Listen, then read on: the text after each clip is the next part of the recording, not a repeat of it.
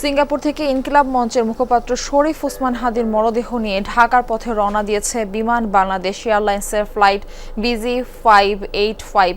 স্থানীয় সময় বিকেল 4:03 চাঙ্গি আন্তর্জাতিক বিমানবন্দর থেকে উড্ডয়ন করে ফ্লাইটটি, যা ঢাকায় পৌঁছানোর কথা সন্ধ্যা 6টার দিকে।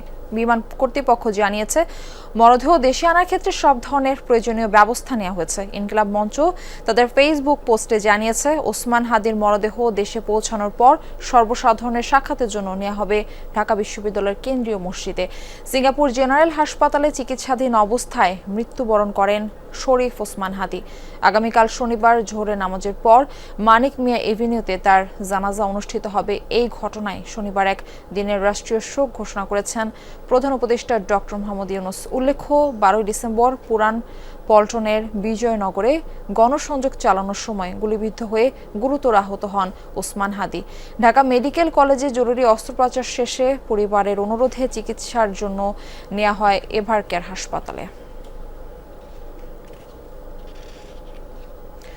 হযরত শাহজালাল বিমানবন্দরে রয়েছেন আমাদের সহকর্মী আহমেদ রেজা। সরাসরি যুক্ত হচ্ছি তার সাথে। রেজা, ইনকিলাব মঞ্চ থেকে ঘোষণা ছিল বিমানবন্দর থেকে শাহবাগ পর্যন্ত রাস্তার দুপাশে অবস্থান নেওয়া হবে, সেখানকার অবস্থা কেমন দেখছেন? হযরত শাহজালাল আন্তর্জাতিক বিমানবন্দর থেকে আসলে আমি আপনাদেরকে যেটি জানাতে চাই, যেটি এই মুহূর্তে এই বিমানবন্দর এলাকায় বিশেষ একটি নিরাপত্তা ব্যবস্থা গ্রহণ করা হয়েছে। সেটি হচ্ছে এখানকার সবশেষ সংযোজন বা তথ্যগুলো, সেটি আসলে বেশ কয়েকটি বাহিনীর সমন্বয় এবং এখানে সেনা মোতায়েন ইতিমধ্যে হয়েছে। সেনাবাহিনীর সমন্বয়ে র্যাব, পুলিশ এবং এপিবিএনের সদস্যরা এবং বাংলাদেশ বিমান বাহিনীর সদস্যরা তো আছেনই।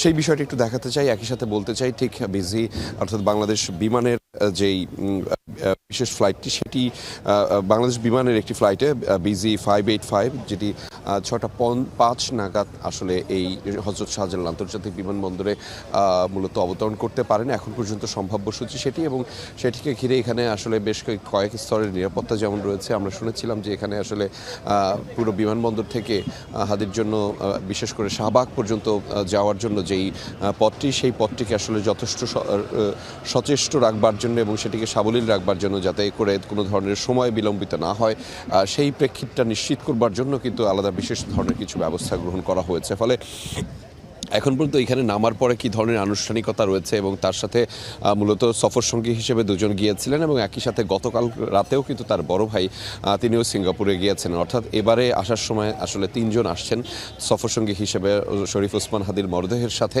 এবং তারপরে এখানকার আনুষ্ঠানিকতা, হয়তো সরকারের বেশ কয়েকটা আনুষ্ঠানিকতা রয়েছে এখানে বিমানবন্দরে, সেটি সম্পন্ন করে মূলত আপনি যেমনটি জানাচ্ছিলেন, এখান থেকে নিয়ে যাওয়া হবে শাহবাগে, এবং তারপর পরই ঢাকা বিশ্ববিদ্যালয় কেন্দ্রীয় মসজিদের এখানে সর্বস্তরের মানুষের জন্য হাদিকে একবার দেখবার জন্য সেটিকে রাখা হবে।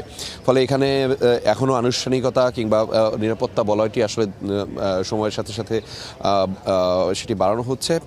6:05 অর্থাৎ যখন আরও সময়টা কমে আসবে, হয়তো সেই নিরাপত্তা বলয় কিংবা হাদির সমর্থকরা তারাও হয়তো বিমানবন্দরের আশপাশেই আরও হয়তো জড়ো হবেন। রেজা, আপনাকে ধন্যবাদ যুক্ত হবার জন্য। আপনি আমাদের সঙ্গেই থাকুন।